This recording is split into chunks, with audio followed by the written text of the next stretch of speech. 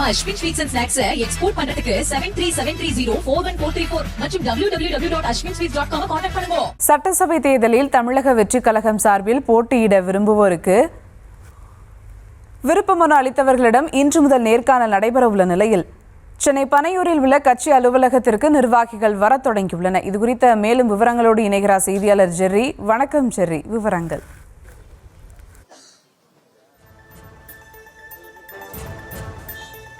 வணக்கம். தமிழகத்தில் இன்னும் சில வாரங்களில் சட்டமன்ற தேர்தல் தொடங்க இருக்கிறது. எனவே தமிழக அரசியல் களமே பரபரத்து இருக்கக்கூடிய சூழலில் அனைத்து கட்சிகளும் தேர்தலில் போட்டியிடுவதற்கான அனைத்து பணிகளையும் முடுக்கிவிட்டு இருக்கின்றன. அந்த வகையில் தமிழக வெற்றி கழகம் இன்று விருப்ப மனு அளித்தவர்களிடம் நேர்காணல் செய்ய இருக்கிறது.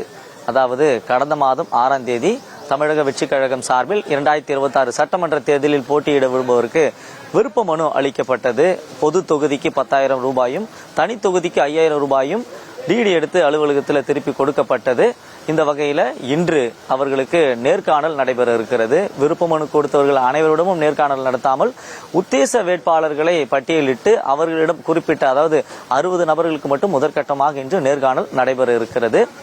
அதாவது சட்டமன்ற தேர்தலில் போட்டியிடுவதற்காக முதல் நாளே விருப்ப மனு 10,000 பேர் விருப்பப்பட்டு விருப்ப மனுவை வாங்கியதாகவும் அதற்கு அடுத்த நாளே ஆன்லைனில் பதிவிறக்கம் செய்து கொள்ளும்படி ஆப்ஷன் மாற்றப்பட்டது. அந்த வகையில் எத்தனை விருப்ப மனுக்கள் விநியோகம் செய்யப்பட்டது என்று அதிகாரப்பூர்வமாக வெளியிடவில்லை என்றாலும் கூட இன்று முதற்கட்டமாக 60 பேருக்கு நேர்காணல் நடத்தப்பட இருக்கிறது.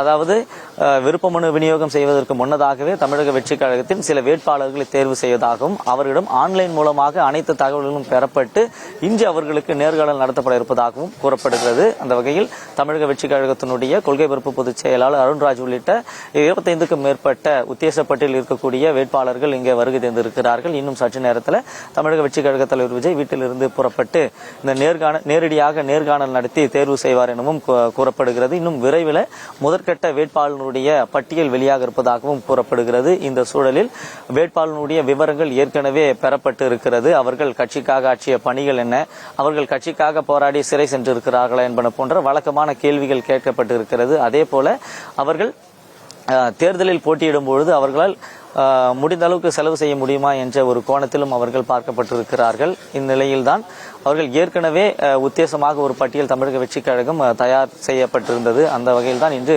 முதற்கட்டமாக 60 பேருக்கு நேர்காணல் நடத்த விஜய் திட்டமிட்டிருப்பதாகவும் கூறப்படுகிறது. விவரங்களுக்கு நன்றி ஜெர்ரி. நம்ம Ashwin sweets and snacks export பண்றதுக்கு 7373041434 மற்றும் www.ashwinsweets.com கான்டாக்ட் பண்ணுங்க.